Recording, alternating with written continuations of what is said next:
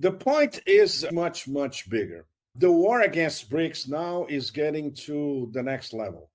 This is something we had been discussing for quite a while, writing about it, debating among us, our small group of analysts. And we knew that sooner or later we'll go to the next level. And in some cases, hot, like it did with Iran, like practically a declaration of war. That the Iranians, of course, as you know very well, Nima, Persians and Iranians, they think very long term, historically minded. So they calibrated their response, or in the case of the attack by the US, they did not respond because then it would be all out war.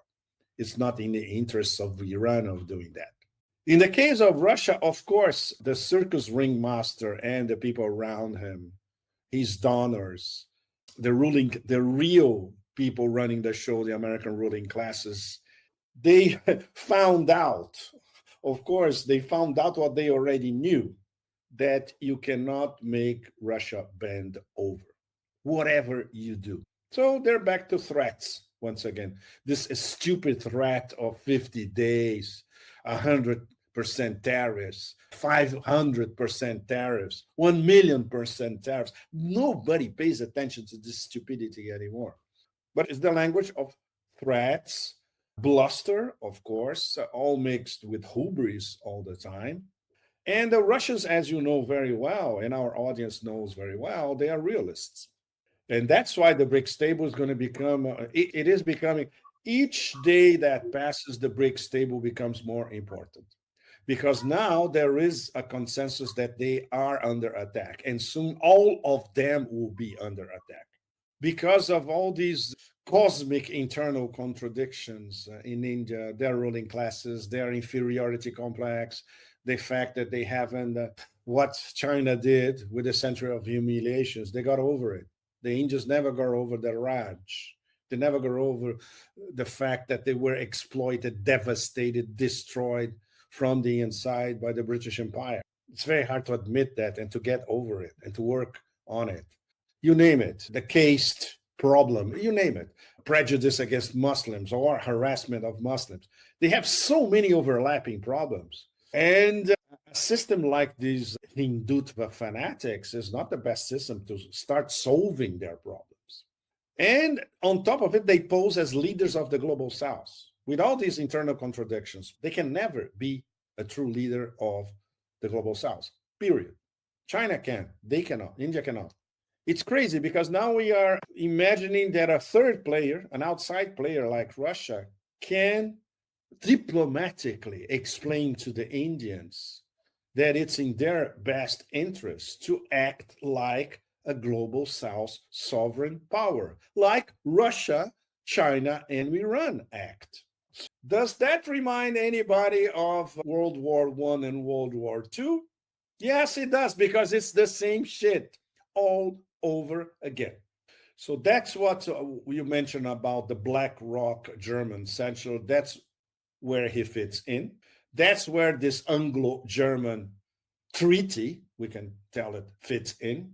That's where the militarization of Rotterdam port fits in. That's where the 1 trillion euro budget for NATO fits in.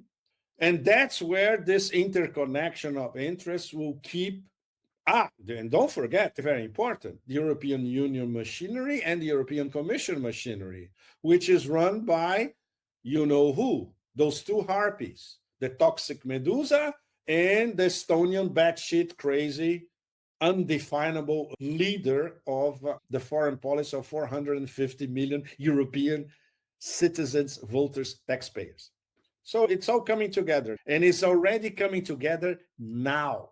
So if now we already know and we can identify the players, we can identify where the money is coming from and where the money is going to and all that, of course, the Russians know this much better than any of us. So the Russians are preparing themselves for this war. It's not what's going on in Ukraine now. This is the starter. The Russians are managing the starter at the moment, the Russian way, as we all know. If you understand the Russian mentality, you know that this is the way that they do wars. Attrition, little by little. It's not about conquering territory. Trump doesn't know anything about foreign policy anywhere in the global south. He still doesn't know what BRICS is. Can I give you probably the best quote of these past few days? I'm going to quote Trump verbatim, starting now. When I heard about this group from BRICS, so it's a group from BRICS, it's not the BRICS group. 6 countries basically. So he doesn't even know how many are BRICS and BRICS partners. I hit them very hard. And if they ever really form in a meaningful way, so according to Trump, BRICS is not even formed. It will end very quickly, I'll tell you. They won't be gone very long. I don't think they'll even do it. Do it means, in his mind, in his mind, the only thing that registers is this group of 6 or whatever, unformed, blah, blah, blah, is de-dollarizing, and this is anti-American. This is the only thing that registers in Trump's mind. I don't think they'll even do it. They're virtually afraid to me. And he didn't even construct the phrase correctly. It would be, they're virtually afraid of me. He said, they're virtually afraid to me. So to him, personally, all of the BRICS are afraid. So this is how he sees. It's very telling because as much as it's horribly constructed, a 5-year-old will construct this train of thought better than Trump. But it's all there. It proves that he has absolutely no clue what BRICS is all about. But for the moment, the Kremlin judges that the price being paid by the Russian military, okay, I'm talking about military casualties, is acceptable. And to put it bluntly, the price being paid by the Russian civilian population is acceptable. But if this goes over a red line that none of us know where it is, it's probably in Putin's mind. There's got to be a figure, a number somewhere. Then all bets are off. We're not there yet. But just to give an example, imagine a false flag in Moscow with lots of civilian casualties in the capital. We are on the way to this ultra red line, right? If we have something like this, the people who ordered this false flag, they better start running now. But we're not there yet. So this calibration game is very complex for Putin and the Security Council. On the other side, we know now there are no rules. When you have the Chancellor of Germany openly calling to strike Russian Federation assets inside Russia, this is already a declaration of war by itself. And these stupid generals and the head of NATO, you name it. They are losing, they never had any measure. But this is what happens when you launch a military operation without thinking of possible outcomes. And after a little over 3 years, you stare humiliation in your face, but utter, thorough humiliation. The whole NATO machine humiliated by Russia. So should we expect the Indian ruling classes to be learning from Russia, China, and Iran, especially these past 3 months? That's an open question. Let's leave it at that for the moment. It's an open question. But for instance, it struck me a lot because I heard from different Chinese academics talking about BRICS.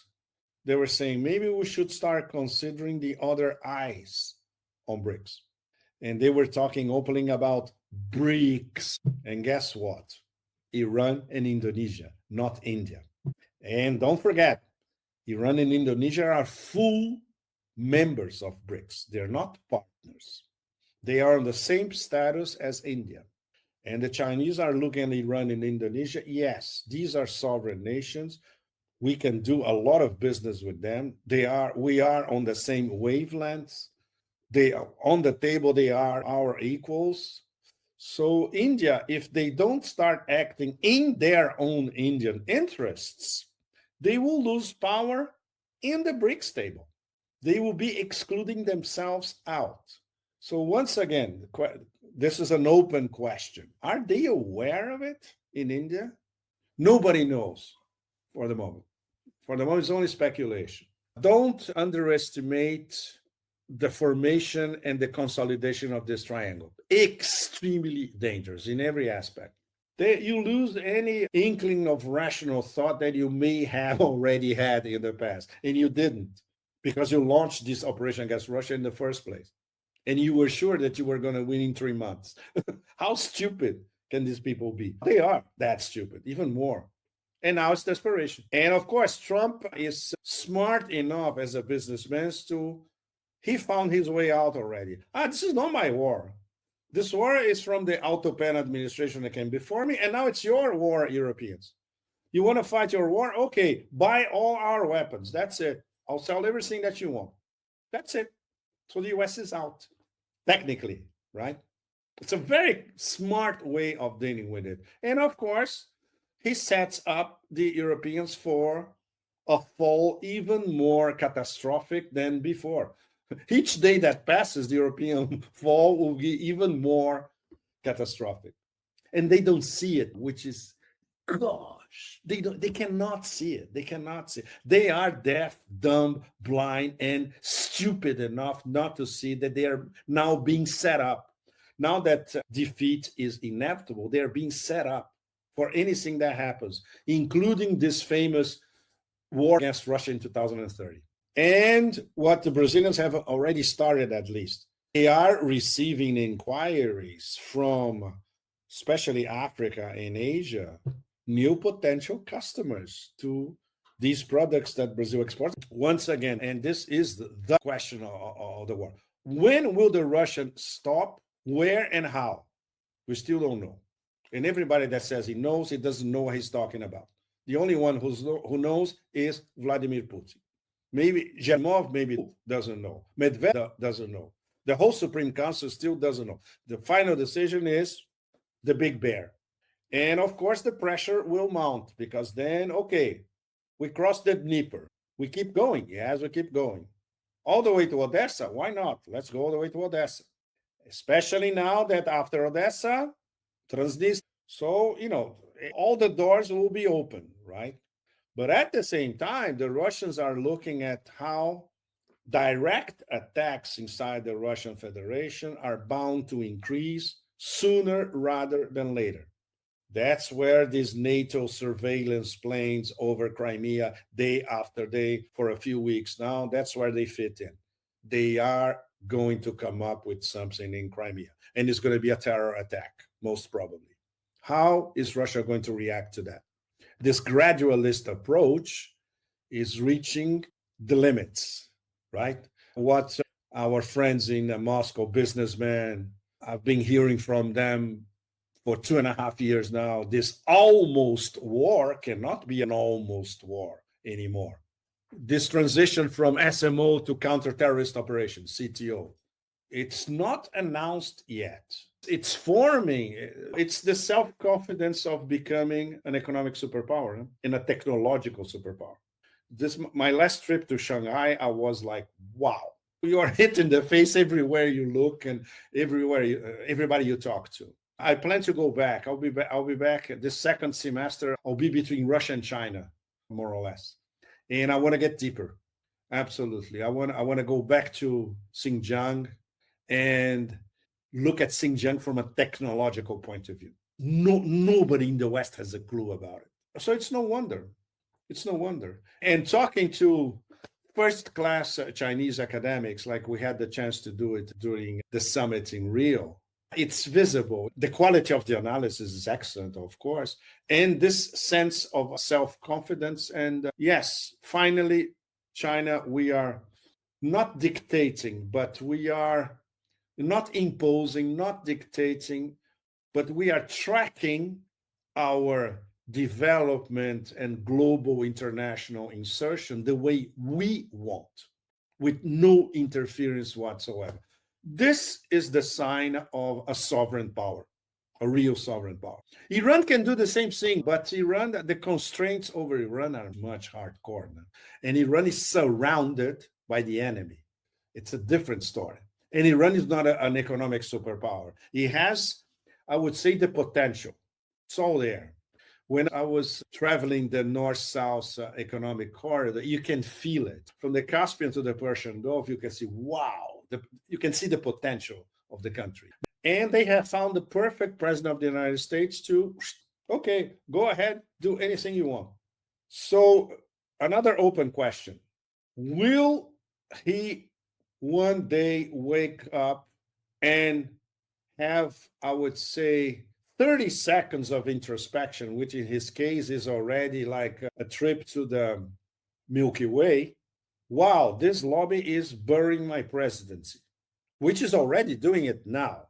But can you imagine in a few months from now or before the midterms, end of next year in the US, when he'll look at the numbers and he'll see that his presidency is being buried? Is he going to change a track in how he deals and how he's manipulated by this lobby? Probably not. Things will continue to do the same. He will continue to do the same things. Because in his mind, he'll be thinking about what? His mind only thinks in terms of striking a deal. It's a mafioso kind of mafia.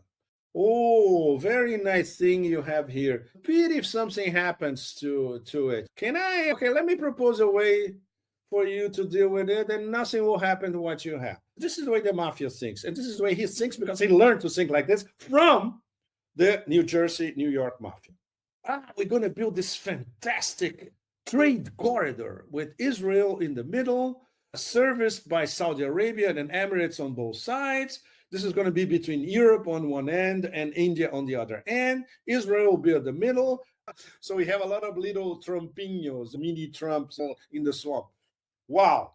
And of course, the Zionist lobby, the number one of them all, of course, they convinced him to bomb Iran, literally, which could, depending on the Iranian answer, this could have been the beginning of World War III. It was not because the Iranians look at the big picture and I said, no, it's not now, it's later.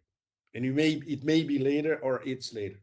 And of course, this free reign that Trump 2.0 is giving to that death cult in West Asia to bomb anything they want, to take over parts of Syria, to try to destroy Lebanon for good, to rearm again to try another attack against Iran, which for them is going to be, if they try that, they're done if they try, but they will try it again.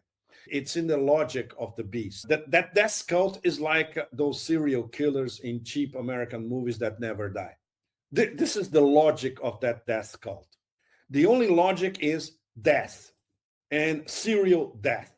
And even if you are mortally wounded, you continue with trying to the logic of serial death until some force from above finally kills you. But in the end, it never does now because they keep resurrecting. There's got to be a season 2 or season 3 or season 4. That's the logic of Hollywood, right? So these serial killers never die. That's cult in West Asia. It's the same logic.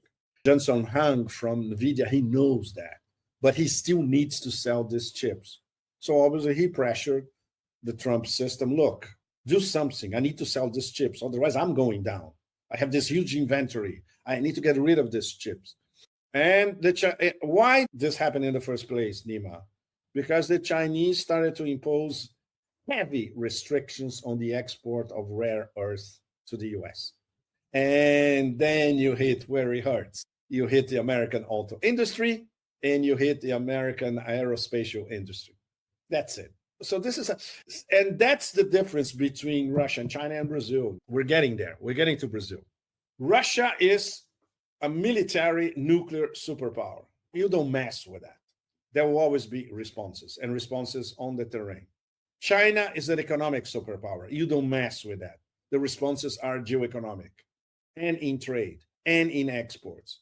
And the fact that China can export to anywhere they want. They don't need the American market.